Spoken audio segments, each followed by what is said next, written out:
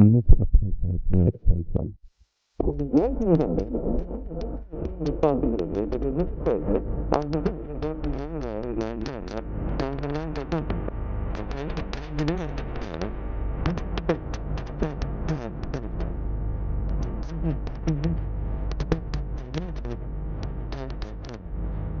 Okay. One of the that bears mentioning. In order to take over the territory from the Naira company, the British government paid £865,000, a huge amount in 1900. So let's establish a simple truth.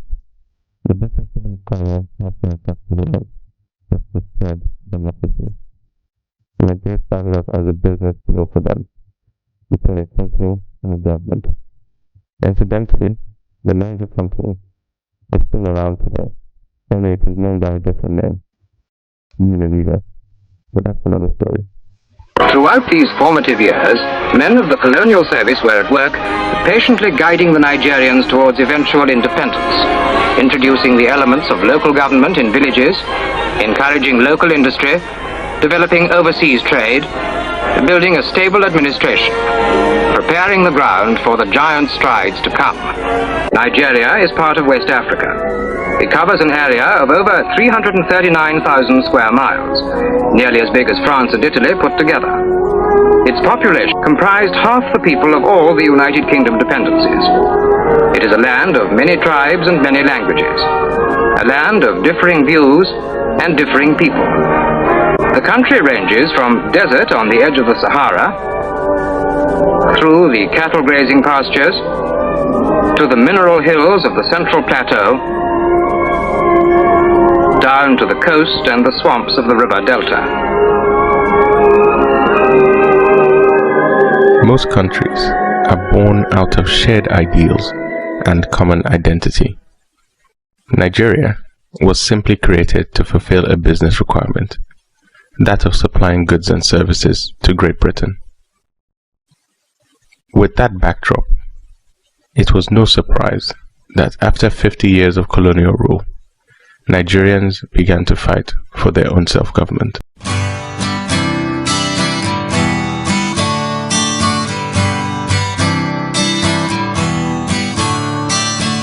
Don't you know, they're talking about a revolution. It sounds like a whisper. Don't you know, they're talking about a revolution. It sounds like a whisper. While they're standing in the welfare lines,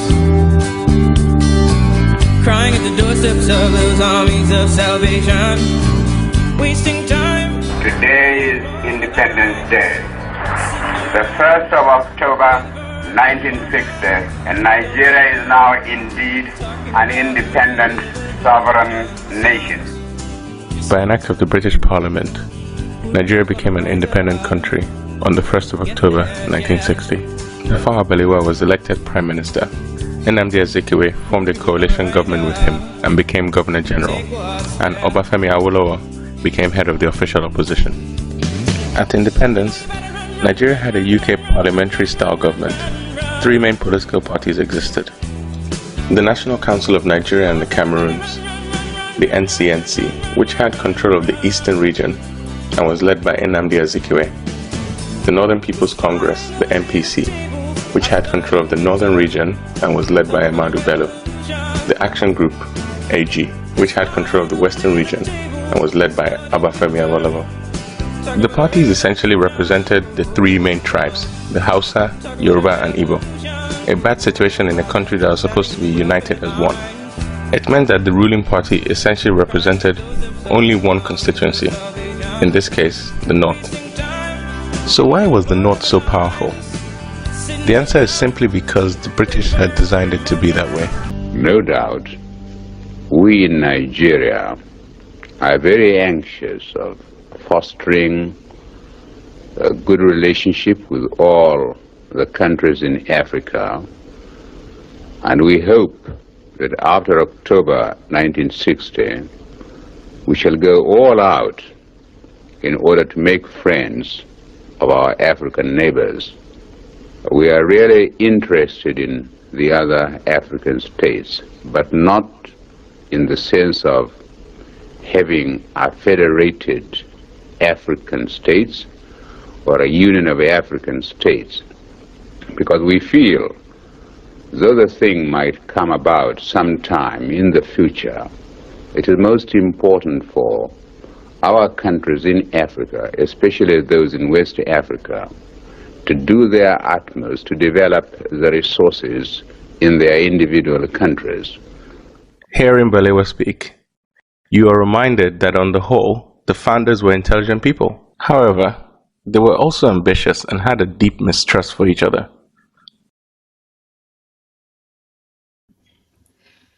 About a month ago, on the 12th of June 2024, Nigeria celebrated 25 years of uninterrupted democratic government. And this was welcomed amidst a mixed bag of emotions.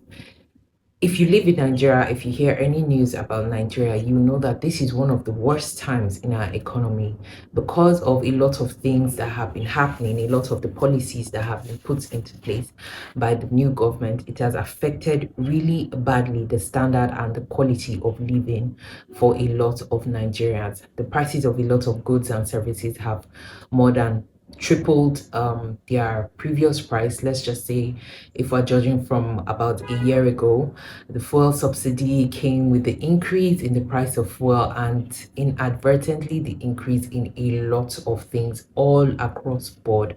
The dollar has increased more than, I don't even know if I can say 1,000%. The last time I checked, the dollar now to the Naira is about 8,500 and something.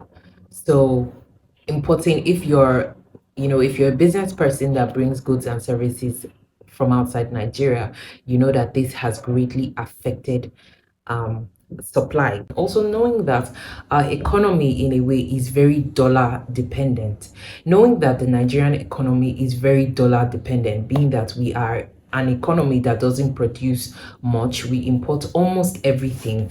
You can just imagine for a moment how this increase in the dollar or this drop, free fall of the Naira has really affected businesses, goods and services, and the quality of goods that we find in the Nigerian market. So let's not lie, let's not steal. This has been a very, very hard time for a lot of Nigerians. People find it hard to eat. Now it is that bad. If you go to the market, you know that a basket of tomatoes that used to go for like 1,500, 3,000 naira if things were festive periods or something, is now going for 10,000 naira, 15,000 naira, 20,000 naira in some places. And that's just the small basket of tomatoes, not to go on about different things like bread, eggs. Cost of living is ridiculous. You can't even, baby girls can't even be baby girls. Buying skincare products now is crazy. Clothes is ridiculous. So I'm not here to rant about how bad the economy is. I'm just here to ask a simple question. After 25 years of uninterrupted democracy in Nigeria, can Nigeria really progress? And this is not a situation of, oh God, I beg. This is not a situation of, oh, I have faith in my country. I have faith that we're going to make it regardless of what is happening. This is looking at the situation of the country realistically. Nigeria is 60 plus years old. I think Nigeria is 63 or 64. I'm not certain. I will check it out and I will put it when I'm editing the video, but I think Nigeria is about 64 years old since independence. So 64 years since independence and 25 years of uninterrupted democracy. But when we look at the state of the nation right now, it seems like it's worse than it has ever been in the history of our country. So can this country really progress? Are we moving forward? Are we moving backward? Are we staying the same? What is really happening? The video I played at the beginning of this recording is called The Real Story of Nigeria. It is a documentary that was done by a Nigerian tracing the journey of Nigeria from independence all the way till when that video was released, which is about a good, I would say, 6 to 7 what am I saying? It should be about a good 10 years now that video was released. And when you watch that video, I feel every Nigerian should watch it. I'm going to put a link to the video in the description of this video. Everybody needs to watch it. It is an important story. It teaches you a lot about your history, and it kind of shows, you know, where the cracks began to happen in the story of what is Nigeria. It shows where the cracks, you know, of dishonesty, lack of trust among ourselves. It shows when, I hope this curtain is not going to cover my face, but anyway, thank God for the breeze. You know, it shows when and how Nigeria started kind of getting it wrong in her journey. Now, why did I play that video? I needed you guys to see a couple of things, because that is going to be the foundation upon which we build this discourse on if Nigeria can progress. First of all, when it said Nigeria was divided into three parts, okay, no, first of all, when it said Nigeria was bought by the Niger Company, Nigeria didn't start from a point of common ideals, common goals, from a place of love for each other as a nation and everything that we hold dear. Nigeria started basically as a business deal. I want it to be easy for me to be able to get granite from the north, cocoa from the west, oil from the east. So let me just join these guys together so that when I want to move through, I don't have to get a visa from Ariwa, I don't have to get a visa from Odudua, I don't have to get a visa from Biafra. I can just get one Nigerian visa and move around this country seamlessly. So unfortunately, Nigeria didn't start born from a place of love. We love ourselves as a people. We have common goals, common ideals, common traditions that bind us. It started as a business. Now, for the three parts of Nigeria, the north, the east, and the west, those three parts uniquely have their own common goals. They have their own ideals, their ties that bind them. This is why we've always had, you know, this threat of secession different times come up. The Biafra, we all know what happened with the Biafra War when the Igbos tried to leave Nigeria. We all know how bloody and gory that experience was. We know of the Oduduwa Kingdom, although, yes, there have been talks about secession, but they haven't really done anything per se, you know, to make that a reality. They haven't made any major moves to say they are leaving Nigeria. And then we know of the Ariwa Kingdom. Everybody knows that, you know, that is another strong conglomerate in Nigeria. Now, where am I going with all of this? I want us to realistically, right, look at some of the challenges that we have had as a nation. And then at the end of this video, I will give my own personal conclusions on if I feel Nigeria can progress with the state that the country is right now. And I'm going to be looking at this from more of a philosophical point of view. I will say, in my own little way, I think I'm a bit of a philosopher. I like to study the complexities of life, what is happening behind the scenes of life. What we are seeing with our eyes, right, is just one part. What is happening in the place of the things that we don't see, what goes on there, because I believe that the things that are not seen are greater than the things that are seen with the eyes, and the things that are not seen have even more control and power over the things that we see with our eyes. So when we look at Nigeria as a nation that is plagued with a lot of poverty, insecurity, violence, you know, greed, selfishness, corruption, the list goes on and on. I personally want to figure out the why behind it. I know every nation has, you know, its own fair share of corruption, you know, government, politics, and all those kind of things. But why does it just seem that Nigeria, Africa just seems to battle with a bigger share of these things? What are the fundamental problems that we deal with that make our own part of the world consistently come last place? Let's just say it as it is. Consistently come last place in the grand scheme of what the world looks like, right? Africa is one of the most blessed continents in the world when it comes to natural resources, human capital, all sorts of things Africa is blessed with. But the one thing that it seems that we can't get is a sense of direction, a sense of who we are, and a strong identity that helps us to propel through all of the challenges that we face. So why is that? Now I'm going to be playing a little video by Dr. Miles Monroe where he talked about just watch the video. The Roman Empire did not fall by invasion. It fell by disintegration. Disintegration means it fell apart, like a piece of cake that just broke up in little pieces. That's how the Roman Empire fell apart. Well, you just broke up. And what happened was everybody scrambled for power. And the result was many little kingdoms. Instead of one kingdom, many little kingdoms. Let me give you some of their names. Spanian, Franco, Belgier, this is Roman kingdom. Anglo, Roman kingdoms. Portugal, Roman kingdoms. We know these kingdoms in English. Franco, France. Belgier, Belgium. Porco, Portugal. Anglo, Spanian. They're all kingdoms. They are all Romans. They are all Romans. So their psyche, their mentality ingrained.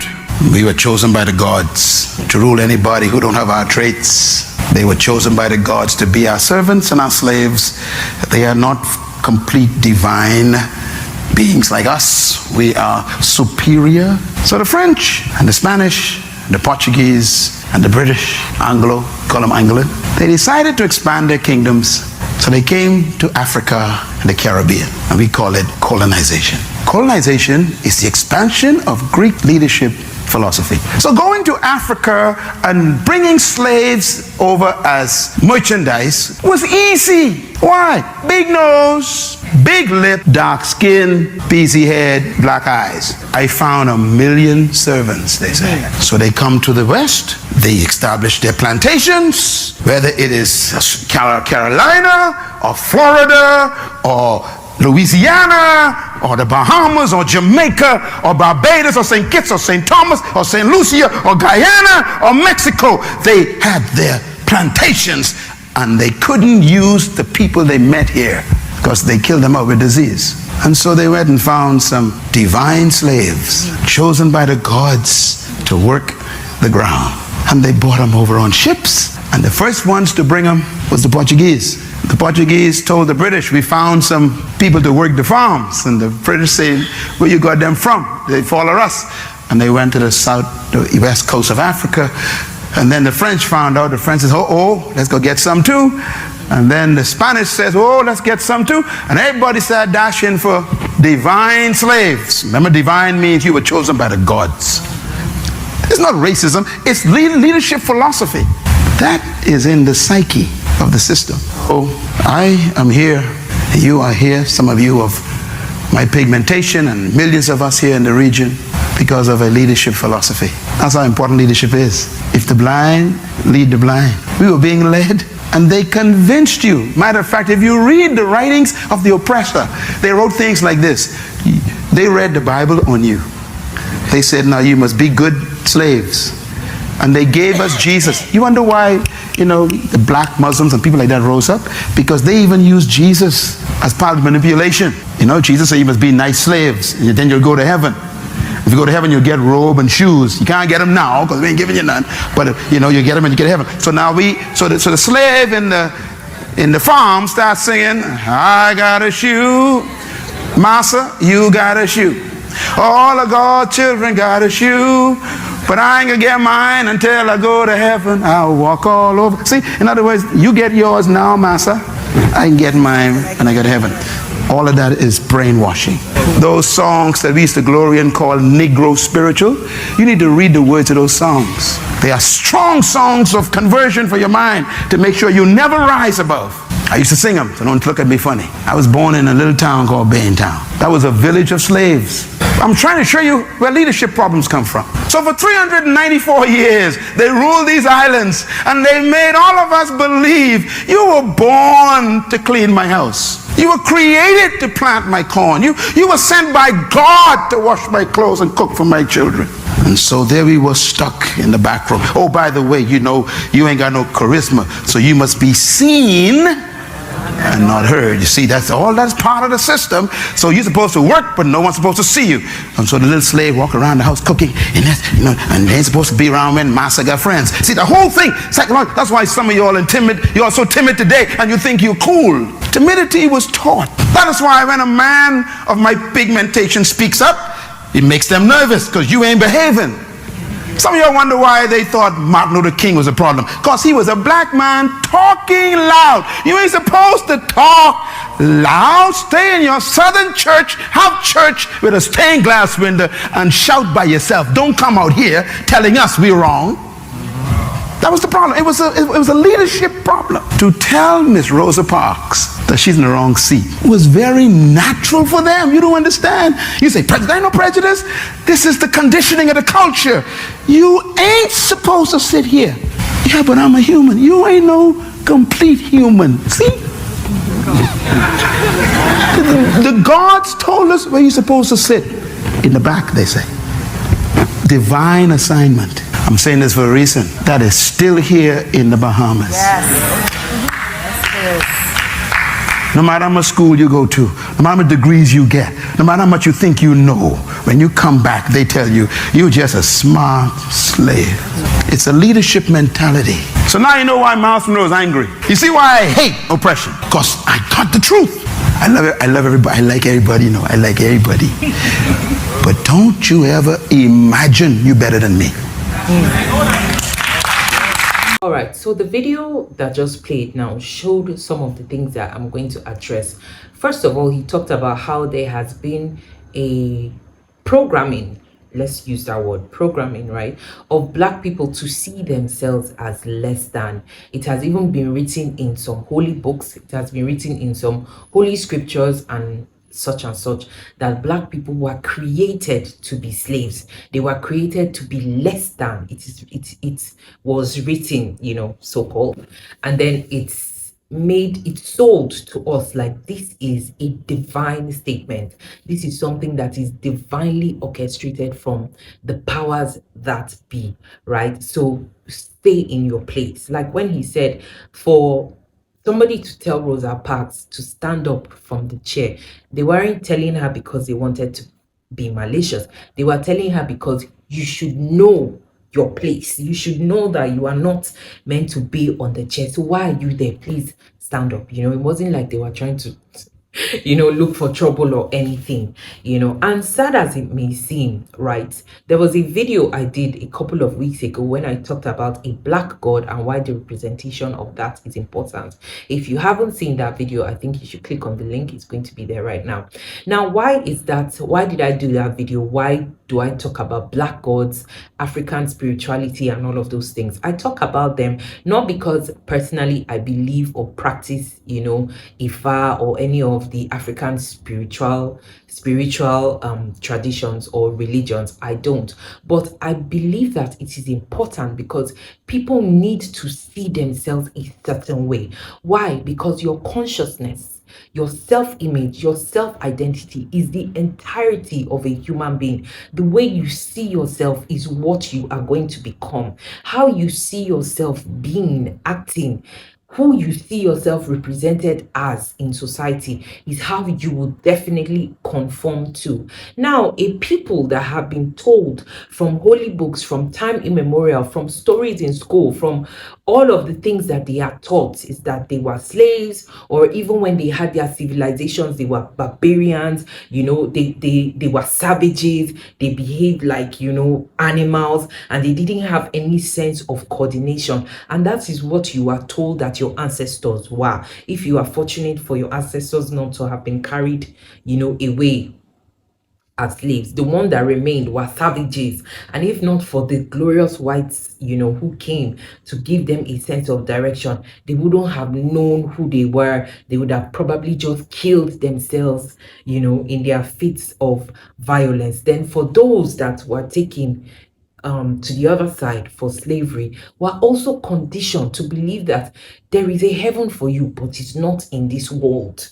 This world is not your own. You're just passing through, and you're passing through to work. So work as hard as you can for your master, because your master, right, is who you are brought to this world to serve, when you get to heaven, right, you will have your own place in paradise with the pearly gates and the pearly streets. So somewhere in your mind, you believe that, okay, there is just how far you are supposed to go.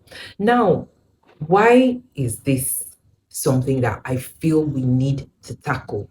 Is because when you don't undo these threads of consciousness, right, it can be very, very hard to break. And even when you are aware, even when you are aware of your standing in the world, even when you know that a lot of all these things are just conditionings and programmings to keep you down. But even when you are aware of it, it is not an easy journey to snap your fingers and undo years and years and years of conditioning. So I think it is important for us to start to check the curriculums of what we teach in school, to teach our children to have a stronger sense of self, a stronger sense of identity, a stronger belief and faith in themselves as Black people, to know that you are just as good as everybody else in the world. We have great civilizations that people still can't contemplate the hows of them up till now. We have pyramids. The pyramids in Egypt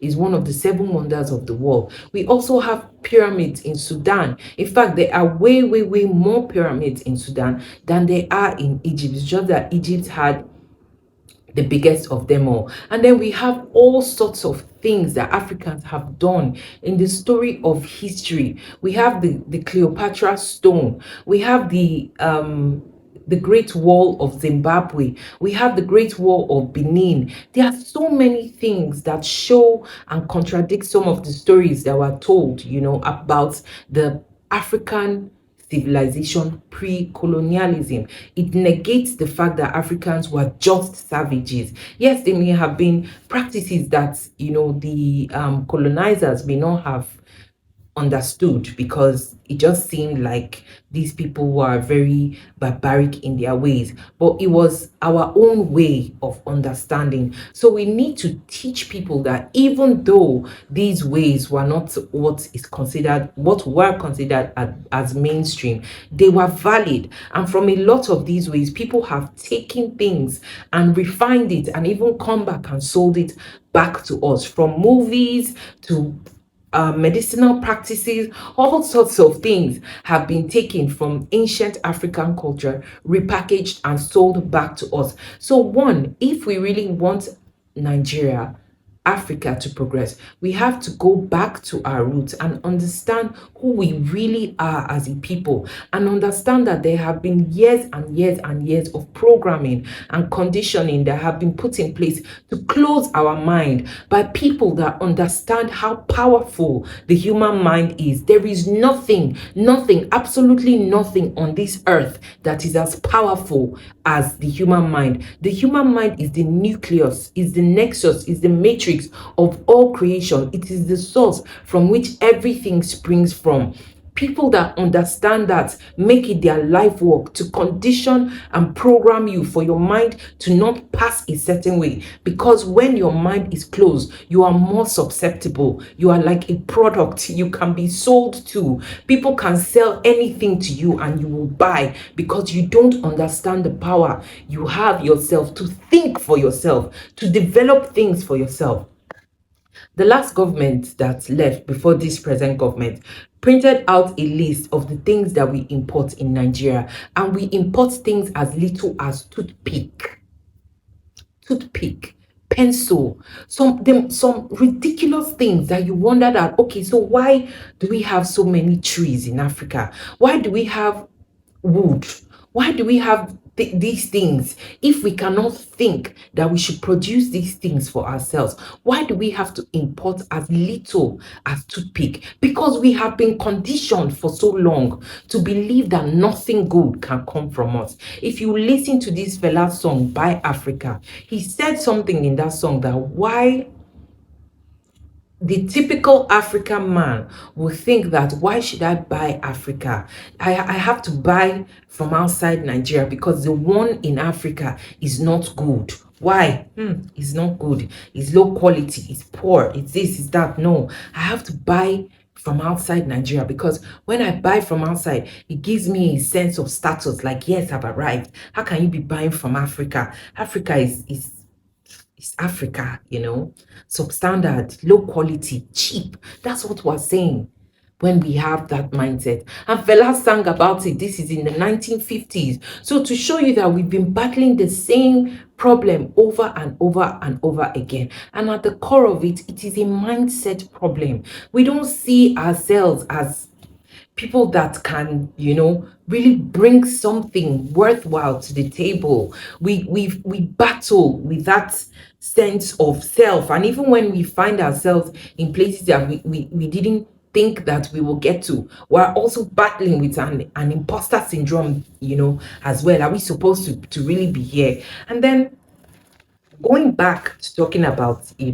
Nigeria as a business deal, right? I feel that is one of the reasons why we have so much corruption. Because when you start something as a business deal, people don't have a sense of love for that thing, right? It's like, oh, this is just a business. Let me just come and take, take, take, take, take. I think we don't have a sense of ownership. We don't have that strong sense of love of our own. Like, this is my own, I want to protect it. No, it's like, this is their own. Nigeria is cuckoo their own. So if me, a Yoruba man, enters into power, I want to look, let me just now carry it to Osun State or wherever I'm from. Then me, a Hausa man, enters into power. Look. Then I take it to Kano, wherever I'm from, an Igbo man. Possible. I'm sorry about that. Enters into power. Look. Then I take it back to, Anambra, wherever I'm from, So I feel we don't have an ownership over, a sense of ownership over Nigeria as a whole. We have a sense of ownership over Oduduwa, Arewa, or Biafra. We don't really have a sense of ownership over Nigeria as a unit, and that is why we were plagued with so much corruption. Because if you love something, you care for it, you protect it, you want to be sure that it's okay, you want to make sure that it grows, like my plants here. I take my time with a lot of them. I have a multitude of them on my balcony, in my living room. I take my time to ensure that they are okay. These plants, right, a couple of days ago, I noticed that it had some pests in it, right? Pests.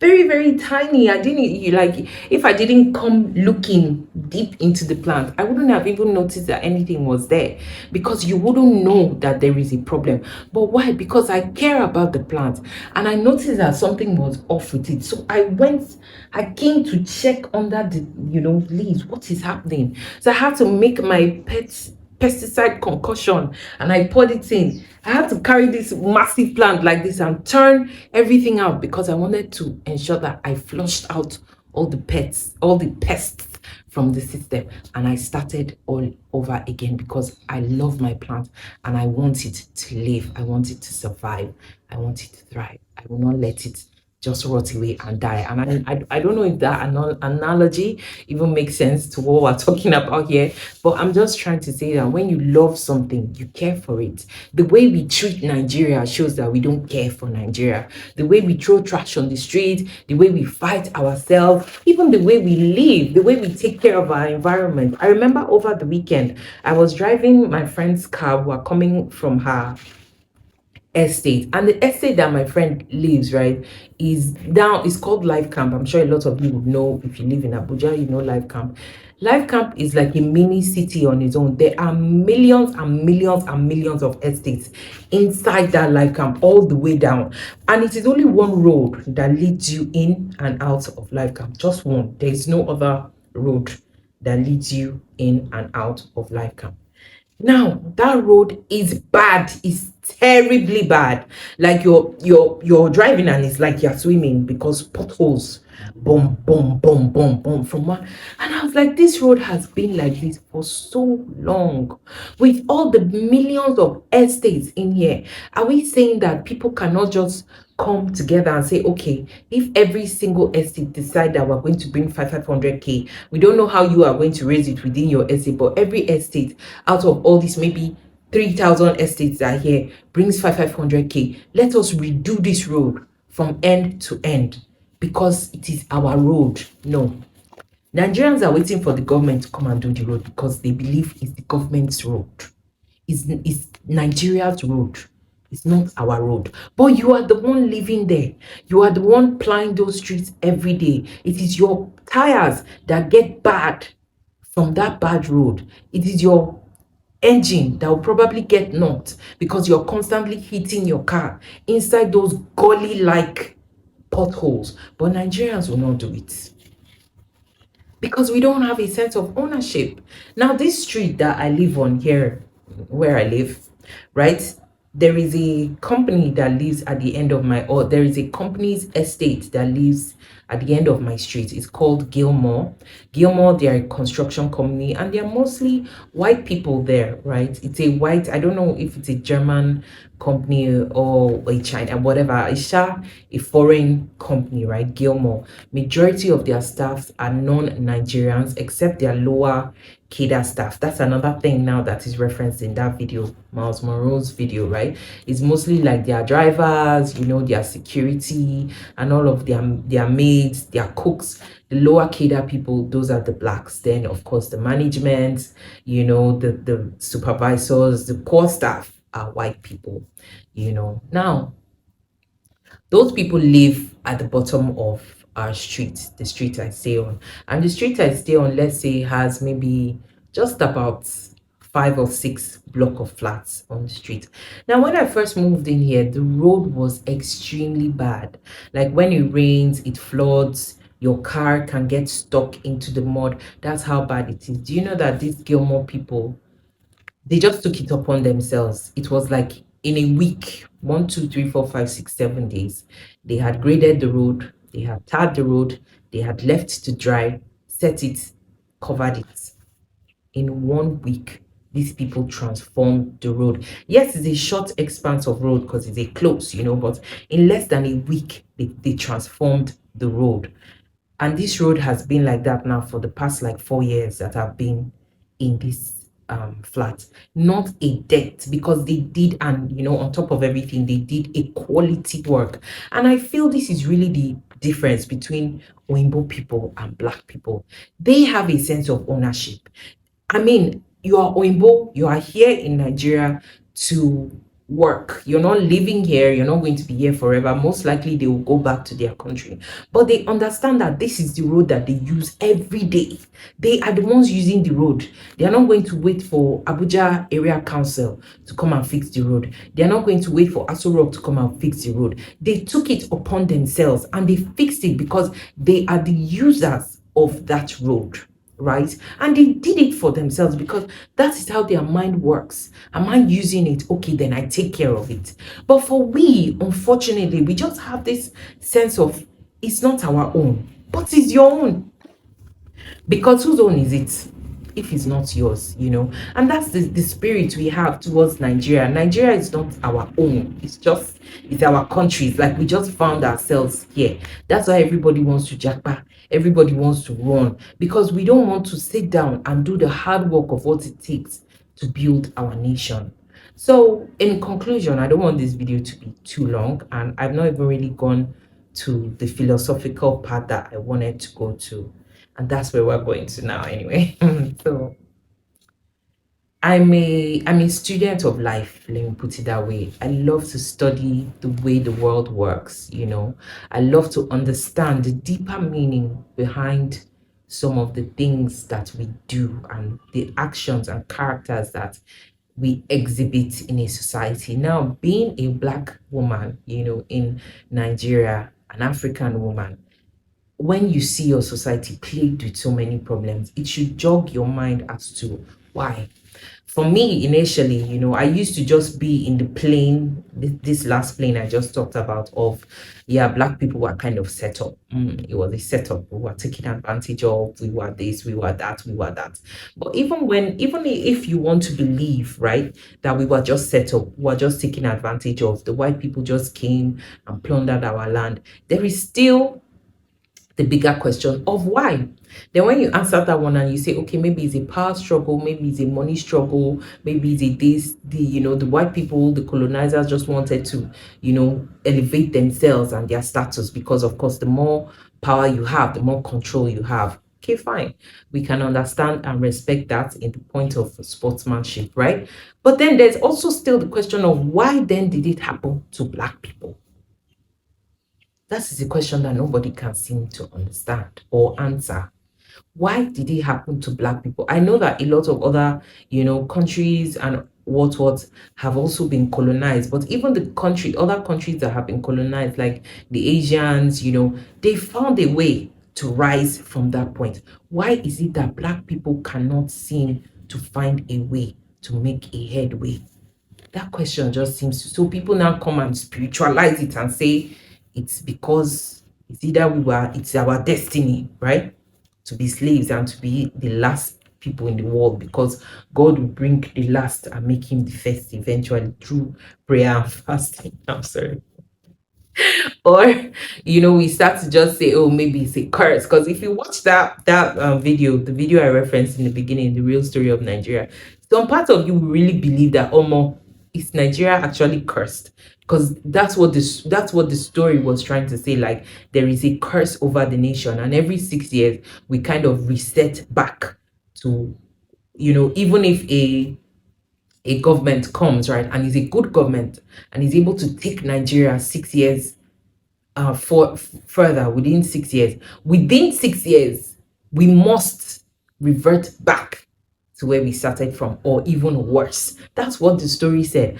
And it did it with facts that will make you almost start having palpitations, like, what is going on, But from my own study of life, right, I would say I've come to some certain conclusions that I think really hold weight in this discussion, right? Nigeria is a very loveless society, right? The world, yes, is a very loveless world right now. We don't understand the role that love is meant to play in the society. We've undermined the role that love is supposed to play. And when I say love, I mean agape love. I mean that all encompassing, unconditional love one for another. And I don't think it just started with Nigeria now. I think it has started a long time ago.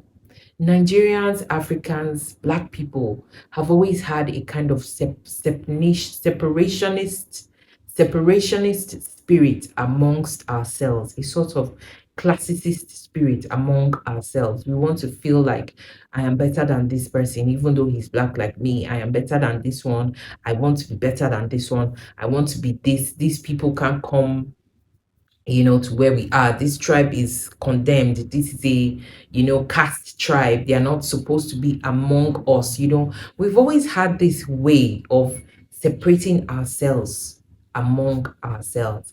And in the spiritual world, you understand that all that there is in this plane of existence is love. And when people go against all the principles of love, when you distort love, when you break the rules of love, your society becomes plagued with problems, because all there is, right, is love. And all of the hate that we see in our society, all of the greed, all of the selfishness, is distortion of what love is supposed to be. There is only one power in this universe. That is what I believe. I don't believe there is any evil power that comes, to fight good. So good and evil have to fight themselves. And there is only one power in this universe, and that power is love. When you go against the principles of love, you distort it. That is what creates evil in this world. Now, Nigeria, because of the way our society is, maybe there's a deep lack of distrust for ourselves. Hence why we have a lot of greed, we have a lot of selfishness, we have a lot of, I don't care about you, let me just get mine. That's how it is. It's a dog eat dog world. Do what you have to do to get ahead. Don't care about what happens to the next person. That's his business, as long as you are okay. That kind of mindset has distorted all of the principles of what love is and what love stands for. And personally, I believe this is why we struggle so much in our society, because at the core of it, there is only one universal mind. There is one universal consciousness that joins all of us. So when I sit down thinking that I want to do evil against you, I'm thinking that I want to do evil against my own self. When the Bible says, do unto others as you would like to be done unto you, it is not a commandment, it is a universal law. What you do to the next person will be done back to you. It may not be done exactly in the same way, but it will be done back to you in some way. Why? Because love in itself is an energy, right? All of us on this universe, we are energetic beings. We are moved by the principles of energy. So when I sit down and I put out a certain energy, it is inevitable for that energy to come back to me. And then when I stay in a society where everybody is moving on the frequency of fear, greed, hatred, jealousy, selfishness, get mine above everybody else, corruption, that is the frequency that we're pouring out into the universal consciousness of Nigeria every day. We're pouring out that frequency. Even in the places where we're supposed to help each other, we're tearing each other down. We're pouring out that frequency because we live in a world that is supercharged with fear. A fear that if I don't get mine, there will be nothing left for me. A lack consciousness that believes that there is not enough.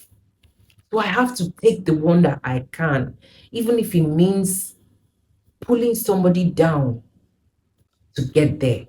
That is the typical, mindset that we have in Nigeria. And I've been reading this book recently, right? It's called A Return to Love by Marianne Williamson.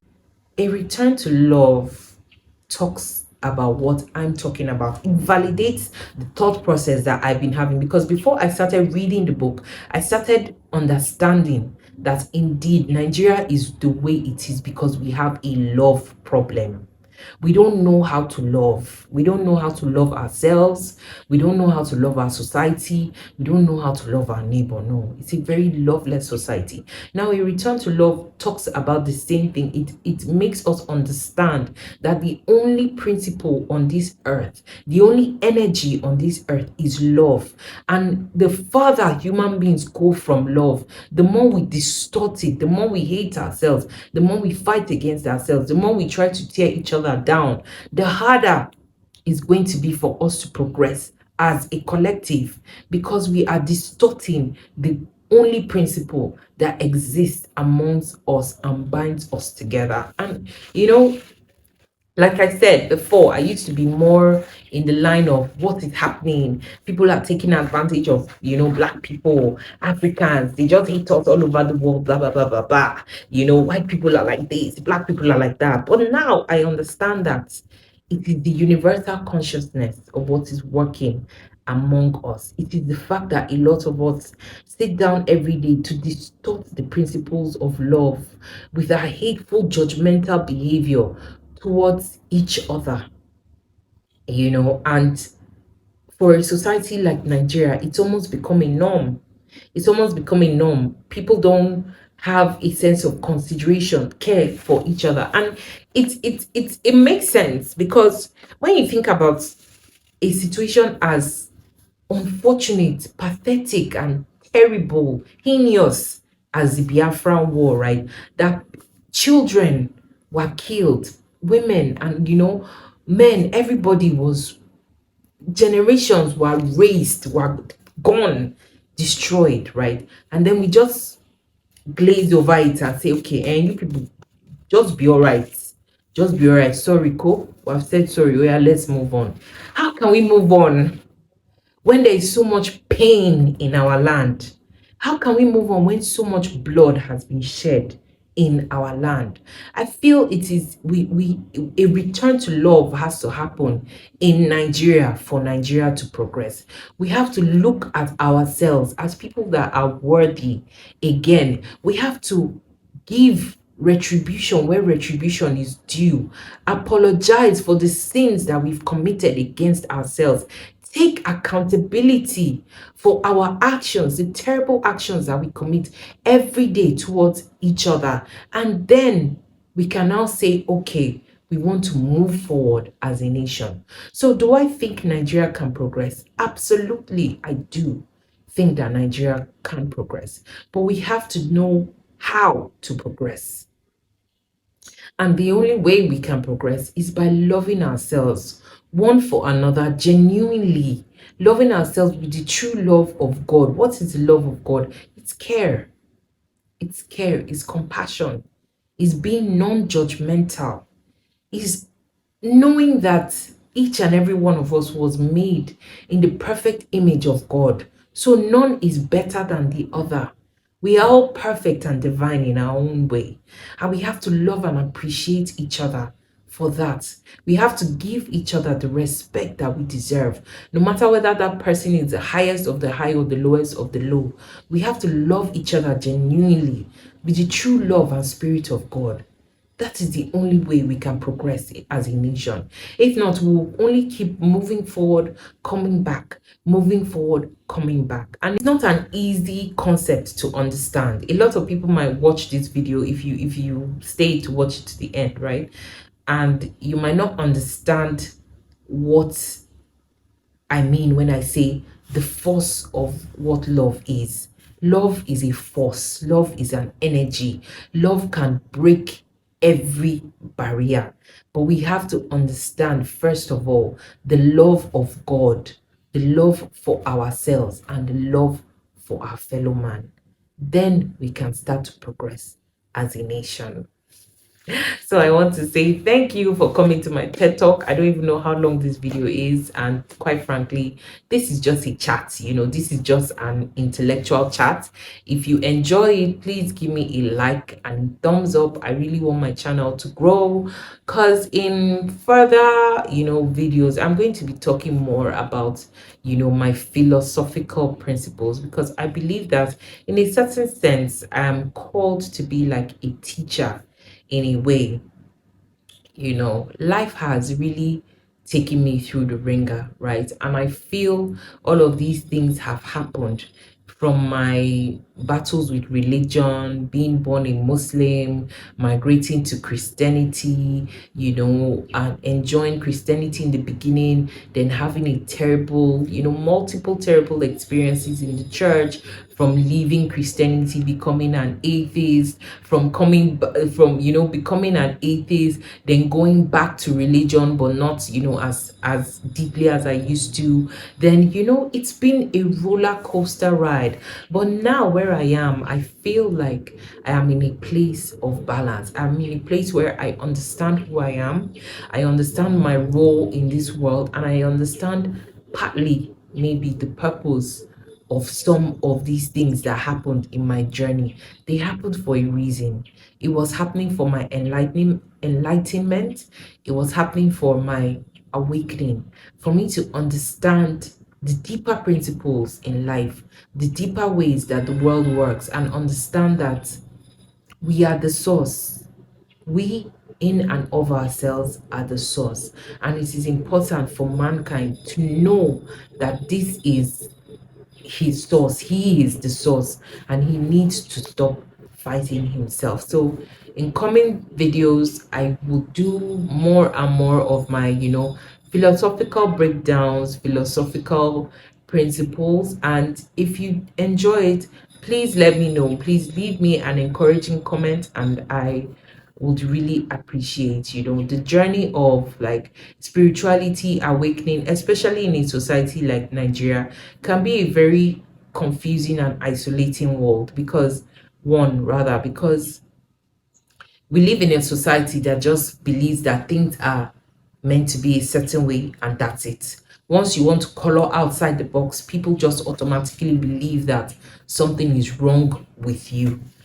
So who knows, maybe something actually is wrong. But then again, I hope you enjoyed this video. This is just a chit chat to shed a little bit of light on some of the things I believe have hindered us as a nation, and some of the ways I believe we can move forward as a people. So please make sure you subscribe. I want to hit my goal of 1,000 subscribers this month of July, so I can start to do more with my channel. You guys should help me to start making this money. Thank you for watching, and please be the change you want to see in your side. Be the change you want to see in your society, and make sure you show somebody some good love today. Thank you for watching. Bye.